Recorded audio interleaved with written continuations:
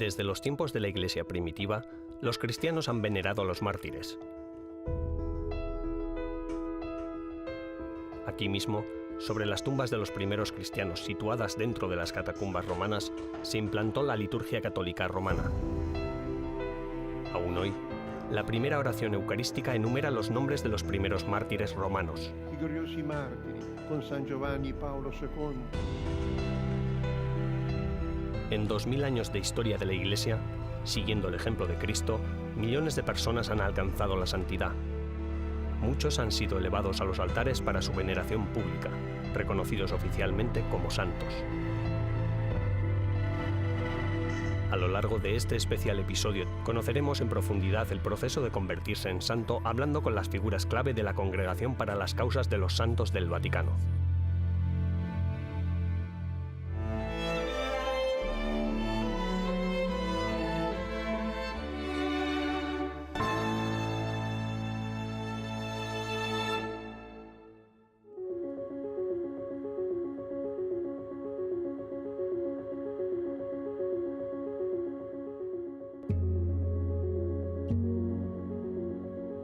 La Congregación para las Causas de los Santos es, como parte de la llamada Curia Romana, una de las 9 congregaciones vaticanas que ayudan al Papa a la hora de dirigir la Iglesia Universal. En la Constitución Immensa Aeternitae del 22 de enero de 1588, Sixto V creó la Sagrada Congregación de Ritos y le confió la tarea tanto de regular el ejercicio del culto divino como de tratar las causas de los santos. La Congregación de los Santos tiene sus oficinas y archivos en el interior de este edificio, cerca de la Plaza de San Pedro. Constantemente se revisan cuidadosamente cientos de casos potenciales de santidad. Cuando un caso supera la rigurosa investigación a la que se ha visto sometido, el cardenal prefecto de la congregación lo presenta al Papa. Su Eminencia, me gustaría preguntarle cuál es la estructura de la Congregación de los Santos y cómo funciona. Allora, la Congregazione delle Cause dei Santi è il suo... Bueno, Congregación para la Causa de los Santos es su título oficial.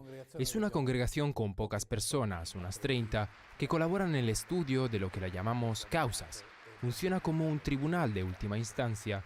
Y disculpen que aquí emplee la palabra tribunal, pero es donde se examinan los procesos que conducen a la canonización de un candidato. Como probablemente sabrán, primero está la fase diocesana y luego la fase romana, por lo que aquí es donde se dan por concluidas todas las causas. Es un recorrido que en su totalidad puede durar unos cuantos años, algunos entre 10 y 20 años, y otros incluso unos pocos siglos. Aquí se examinan los distintos pasos y luego el Santo Padre tiene la última palabra. E poi l'ultima parola è del Santo Padre. Deben pasar al menos 5 años después de la muerte de un candidato antes de que pueda darse inicio a una causa, aunque el Papa puede dispensar de este periodo de espera, como hizo Benedicto XVI en el caso de su predecesor Juan Pablo II. ¿Cómo es que hay un periodo de espera de 5 años? ¿Qué razones podrían hacer que se renunciara al mismo?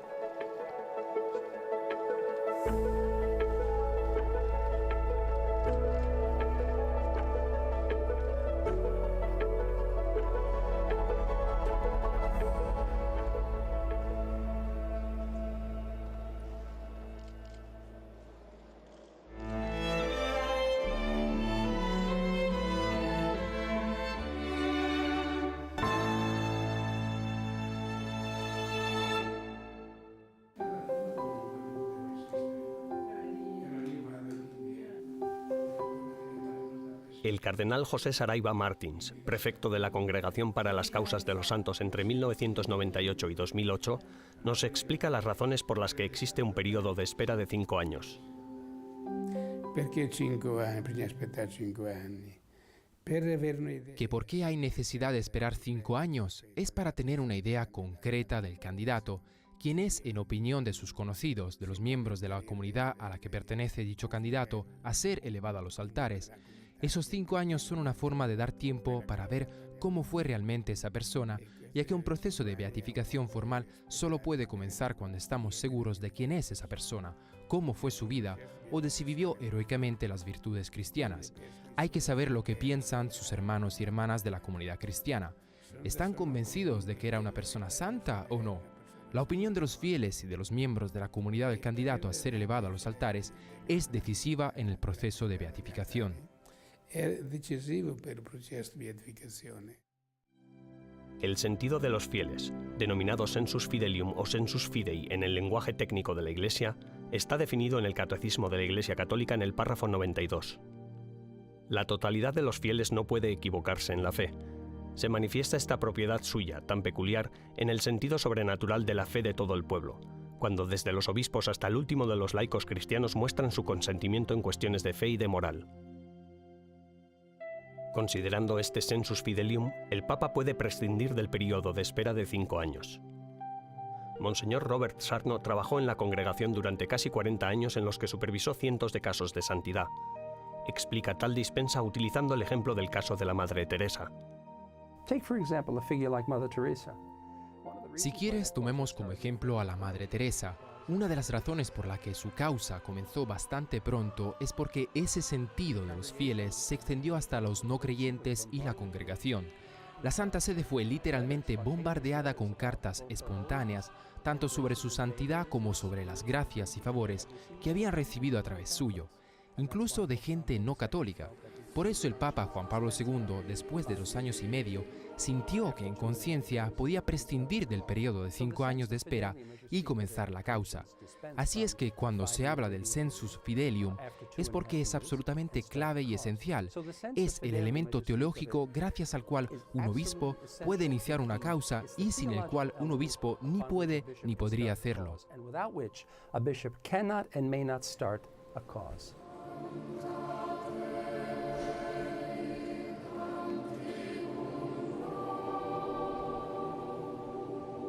Soltanto dopo, se il popolo cristiano si dice favorevole, Solo después, si el pueblo cristiano dice estar a favor de la beatificación y por lo tanto está convencido de que realmente vivió las virtudes en grado heroico, el obispo designa una comisión para iniciar formalmente el proceso a nivel diocesano, local, a nivel de la iglesia local. Esta comisión estudia en profundidad los hechos y el obispo envía toda esa documentación a Roma, a la Congregación para la Causa de los Santos. Aquí termina la fase diocesana y comienza la fase romana, es decir, el estudio por parte de la Congregación para la Causa de los Santos. la fase diocesana è finito, la fase locale, comincia la fase romana.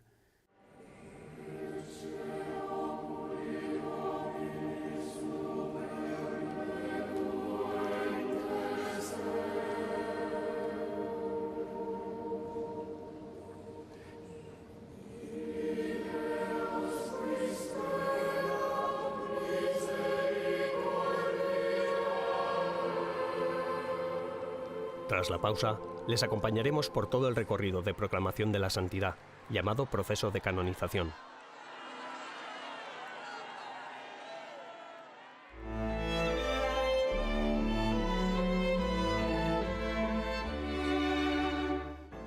En breves instantes, regresamos con más en Vaticano.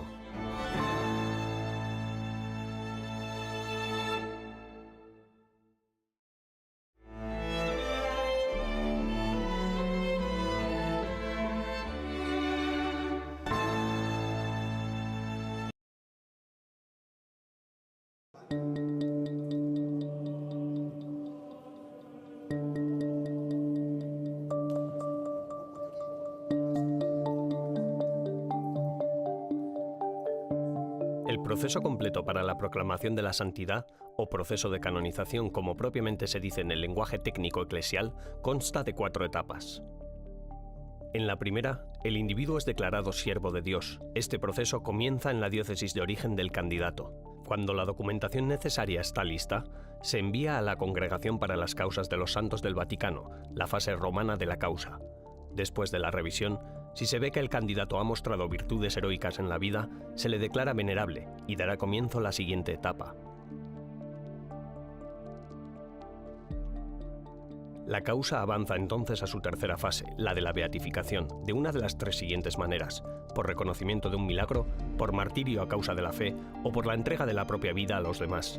Cuando se reconoce cualquiera de estas 3, el candidato es beatificado, se le concede el título de beato y podrá ser venerado dentro de una diócesis, región u orden religiosa. La cuarta y última etapa es la de la canonización. Al menos un milagro debe haber ocurrido en el tiempo que transcurre desde el momento de la beatificación hasta ser aprobado por el Papa. El romano pontífice también podría hacer una excepción, declarando una canonización llamada equivalente, sin reconocimiento de un milagro, como sucedió con la canonización del Papa Juan XXIII.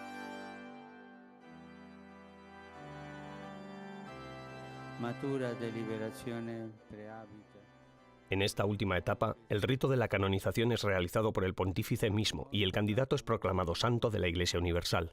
Beatos Ioannem Vicessimum Tertium et Ioannem Paulum Secundum, sanctos esse decernimus et definimus, in nomine Patris et Filii et Spiritus Sancti. We can't imagine that the process that exists today Cuesta imaginar que el proceso que existe hoy en día haya existido durante 2000 años. De hecho, durante los primeros 10-11 siglos de la historia de la Iglesia, el culto o el honor litúrgico era concedido por el obispo local. No fue hasta el año 1234, número que mis estudiantes nunca olvidan, que la canonización fue reservada al sumo pontífice y se convirtió en ley de la Iglesia Universal. Pero sucedió que durante un periodo de tiempo hasta la época de Urbano VIII, en 1634, el obispo todavía continuaba otorgando el culto, aunque no hubiera sido aprobado por el Papa. Así que en 1634, el mencionado Papa Urbano VIII básicamente dijo: señores, esto se acabó, no más culto a menos que yo lo dé, ya sea por beatificación o por canonización. no more cult unless I give it, either by beatification or canonization.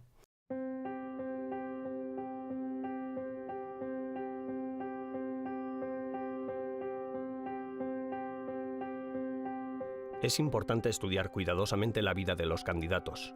A lo largo de la historia de la Iglesia, muchas historias relativas a los santos se han mezclado con el folclore y los mitos.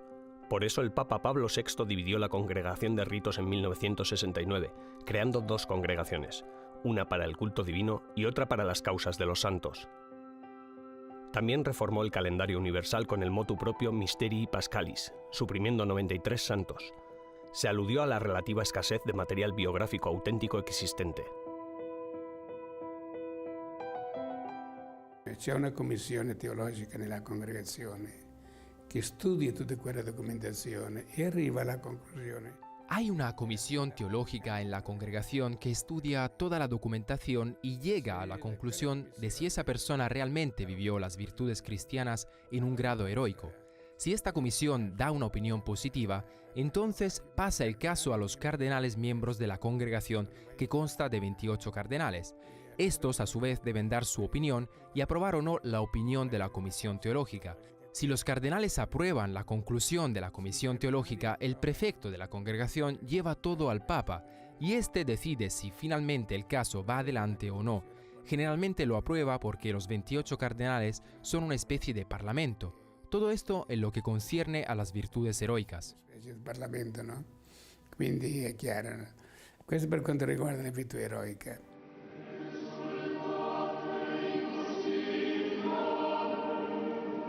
Promosse l'assistenza caritativa e di ospitalità per i perseguitati dal nazifascismo, in modo particolare per gli ebrei. Ascese al Soglio di Pietro il 21 giugno 1963, assumendo il nome di Paolo VI.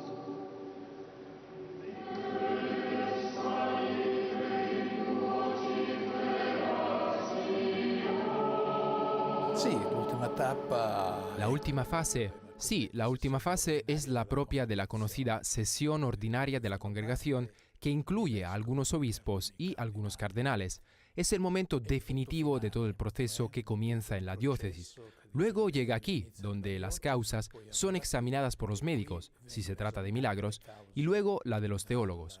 Una vez superadas estas dos fases, el expediente pasa a los cardenales y obispos. Ellos examinan bien todos sus aspectos y, si hay acuerdo, se pasa al Santo Padre para que tome la decisión final. Y una vez entregado al Santo Padre, Una volta passate al Santo Padre, allora Una vez entregado al Santo Padre, siendo ya venerable, es decir, teniendo en cuenta solo sus virtudes, hay que ver si desde entonces se ha producido un milagro y el candidato será declarado beato. Después de su beatificación, si hay otro milagro más, será canonizado. Antes, si hablamos del momento de la beatificación, el Papa delega en el prefecto de la Congregación de los Santos para que vaya a las distintas diócesis y presida la ceremonia de beatificación. Presiedere la ceremonia della beatificazione. Ut venerabilis servus Dei, Paulus Sextus.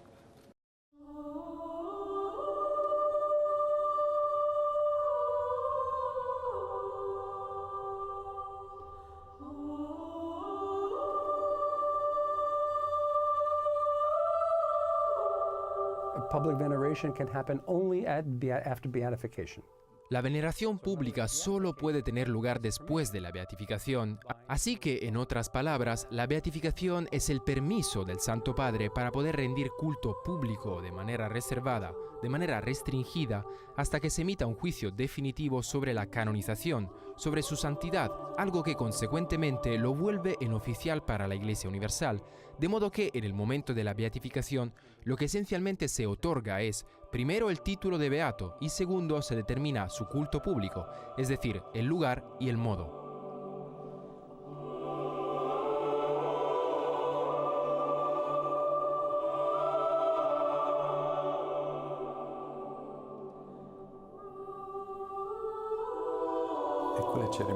Son esas ceremonias, esas misas para la beatificación, diferentes en algún sentido de las misas normales y corrientes?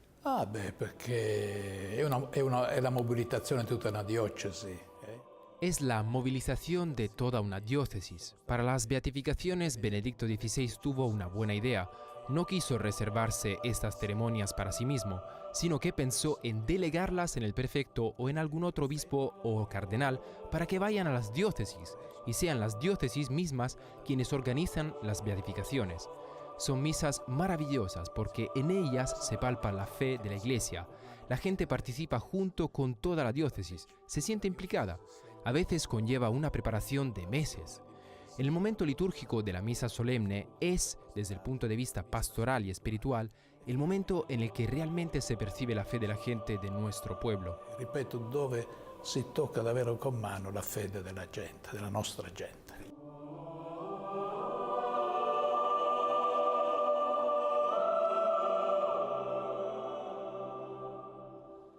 Estas misas solemnes tienen gran importancia para difundir el legado de los recién proclamados beatos, pues muestran a los demás un nuevo camino hacia la santidad.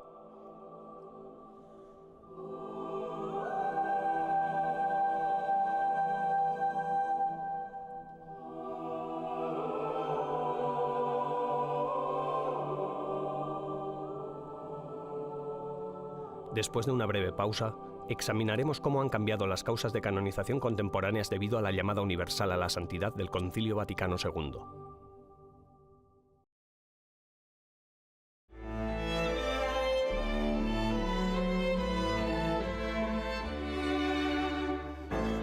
Tras una breve pausa, regresamos con más en Vaticano.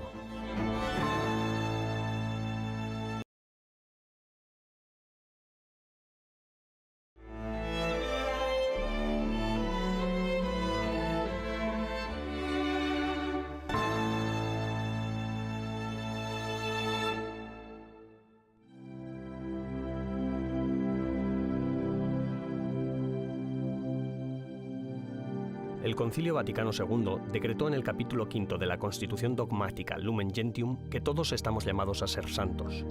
Todos, lo mismo quienes pertenecen a la jerarquía que los apacentados por ella, están llamados a la santidad.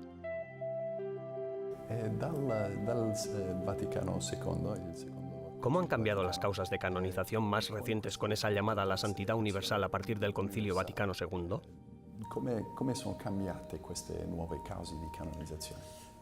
Dunque, si può dire che anzitutto non è cambiata la serietà. Bueno, en primer lugar se puede decir que la seriedad del examen de nuestras causas no ha cambiado. Muchas comienzan y muchas se bloquean porque no cumplen los requisitos previos, pero otras muchas prosiguen. Juan Pablo II quería agilizarlo todo, así que el procedimiento se racionalizó un poco y ahora estamos en condiciones de beatificar en menos tiempo que antes. Después del Concilio Vaticano II, el número de santos también ha aumentado, no solo de religiosos y religiosas, sino también de laicos, padres de familia, médicos, jóvenes, en definitiva, la diversidad del pueblo de Dios. Insomma, è la varietà del popolo di Dio. ¿El hecho de que se abriera también a los laicos fue para simbolizar esa llamada universal a la santidad? Sí, proprio il Vaticano II. Sí, el Concilio Vaticano II nos hizo descubrir esa riqueza, o mejor dicho, subrayarla, pues siempre ha estado presente en la Iglesia. Lo que el Concilio Vaticano II hizo fue hacerla más evidente. Uno no se santifica por retirarse al desierto o a un monasterio, pues todo bautizado está llamado a ser santo, sino que se santifica en el día a día, siguiendo fielmente la palabra de Dios. Cualquiera, paso a paso, puede santificarse y llegar a ser declarado oficialmente santo. Se prende sul serio la parola di Dio, lo può diventare passo passo e può diventare santo.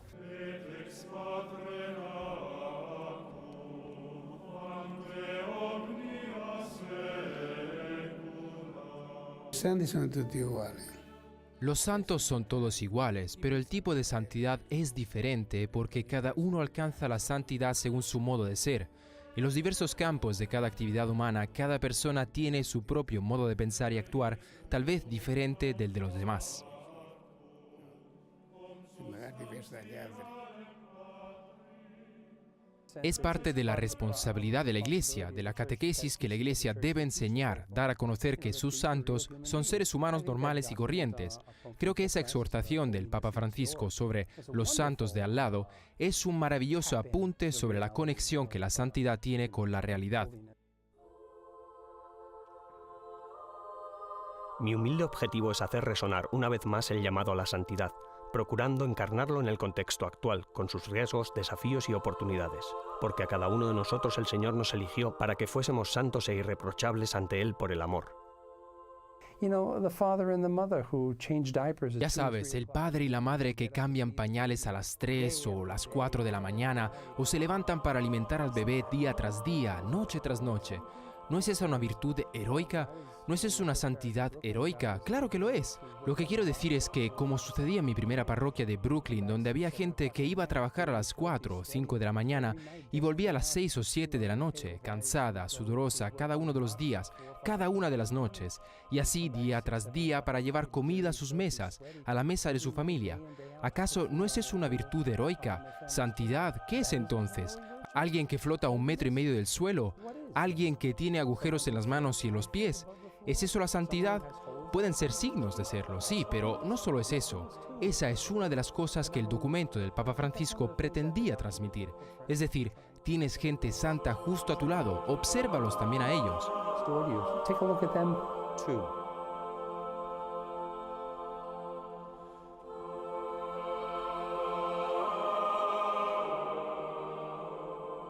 Todo el mundo está llamado a la santidad y el proceso del reconocimiento universal de una vida santa es importante para establecer ese camino de vida como ejemplo. Este proceso puede durar desde unos pocos años hasta varios siglos. Depende de muchos factores, desde reunir información e investigar hasta rezar por la realización de milagros. Por eso, los promotores de las causas son especialistas cualificados. En nuestro próximo episodio, conoceremos a uno de ellos y descubriremos en qué consiste el trabajo del postulador.